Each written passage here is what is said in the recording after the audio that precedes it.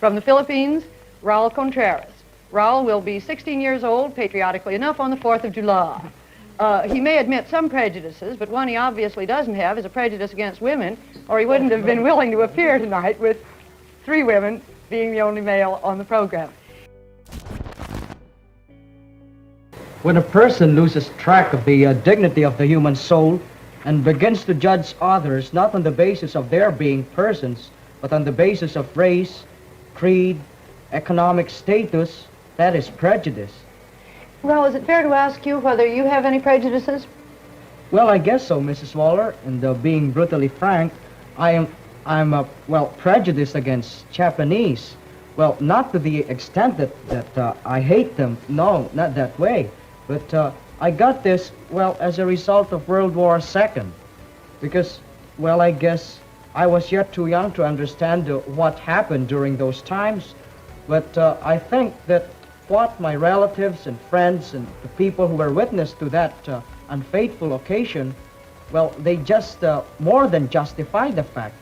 And I think it's justified for me to feel the same way because, well, I know that my people suffered very much under that rule. You still as prejudiced against the Japanese as you were? Well, 5 years ago, that prejudice of mine was, well, slightly fading away. But when Japan stubbornly refused to pay reparations to us, well, the prejudice began to brew again. But now I found out from close contact with Yuriko and other Japanese that Japan isn't ready to pay reparations yet, because as Yuriko said, some of them, and most of them, even have to suffer the cold in the classrooms because they can't afford to heat the schools. Are there any prejudices in the Philippines between groups of people? Yes, there are existing prejudices between groups of people. As a matter of fact, most of us still, well, are prejudiced against a group of hybrids, those who have more Spanish blood than Filipino blood in them, and we term them as mestizos. Well, these incidents, usually occur in the schools. As you know, I'm in a school run by Spanish monks, and we have a lot of we have a lot of those of that group studying in our school, and usually they are favored. But we think, and we think that we are right in saying that they are sort of aristocratic, conceited, and high-headed, and sore-headed, and all sorts of adjectives, and they have the foolish idea that they have the royal blood or royalty in them. Well, how do you get along with these boys in school, Raul? Are there any problems? Well, frankly speaking, I don't get along with them pretty well. As a matter of fact, well, we usually fight with one another. Oh.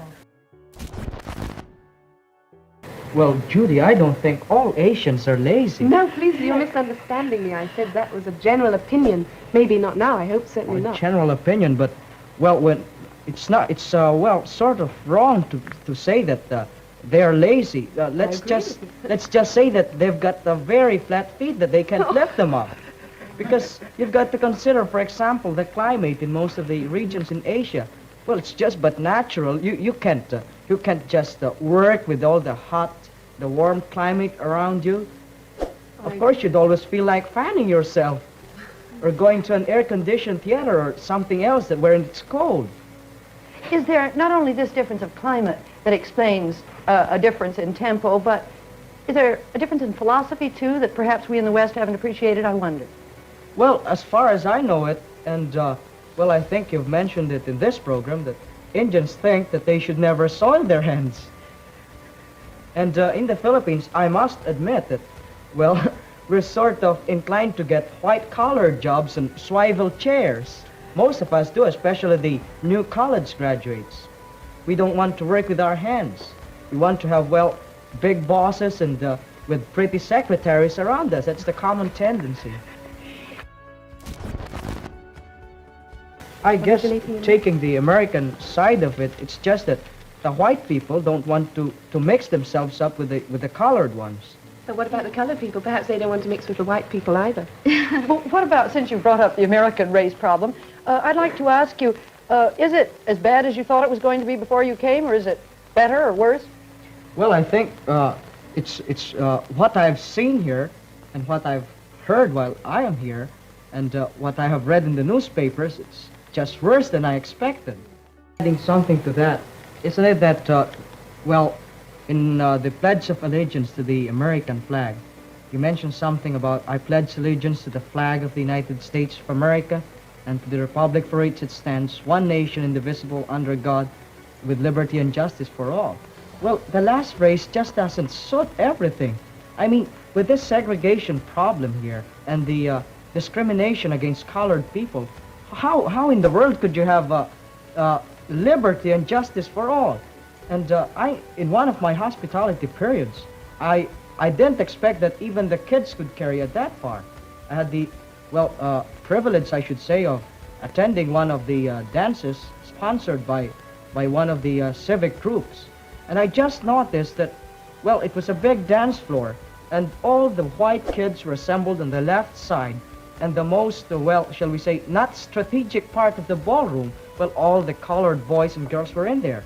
And I never saw a white boy asking a colored girl for a dance, nor did I see a colored boy asking a white girl for a dance. I guess you just envy us colored people. Yeah, I guess so. Well, is there anything corresponding to that in... Well, I think so, Mrs. Waller, because in the Philippines, it's just funny. There's a common tendency among women, well, those who have a dark complexion, I should say, or just a tanned one, or just a brown complexion. Well, especially these high society matrons. Well, even if they've got already wrinkles on their face, they still want to bleach their skin. Suppose you meet one right now and you say, oh, good morning, and you see that she's just tanned and brown. But after 3 months, you meet the same person, and with the usual society walk, and trying to be very dignified and cultured and everything.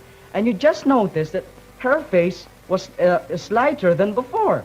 And when you look at her hands and everything up to her arms, well, you'll be likable to exclaim, Holy Moses, because there's a real, very great difference, you see.